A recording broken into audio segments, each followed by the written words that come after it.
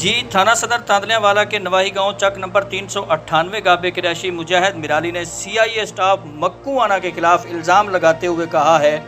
कि वो लॉ का स्टूडेंट है। बरोज़ हफ्ता 4 जुलाई वो अपने घर में सेकंड सेमेस्टर के ऑनलाइन पेपर की तैयारी में मसरूफ़ था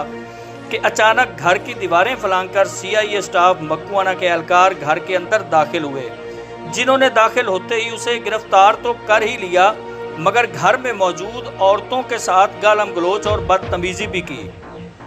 साथ ही कमरों के दरवाज़ों के लाक तोड़कर कमरों की तलाशी ली, जिसके दौरान ट्रंक में पड़ी नकदी कैश तकरीबन 2.5 लाख रुपए, कीमती एलईडी,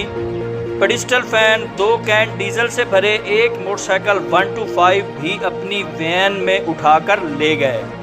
मज़े की बात यह कि तालिब इल्म जिसका सोमवार को पेपर था उसे हफ्ता के रोज़ गैर कानूनी तौर पर हिरासत में लिया गया और सोमवार की शाम रिहा कर दिया गया।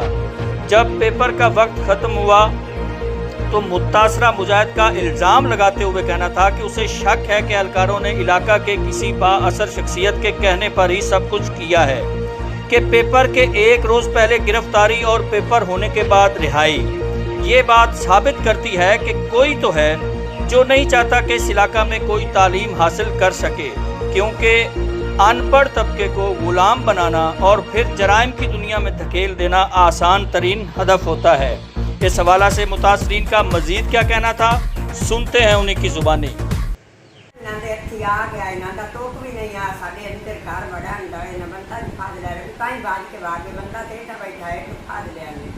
जो करके पीछा हट जावे ना अगू ताई जनानियां बैठियां हेठां ते भाई के उत्ते भी चढ़ गए तो उत्ते भी हथों बोले आन दिते अंदर का आया साड़ी वो भी खिलार के साट के ढेर नहीं साट गए।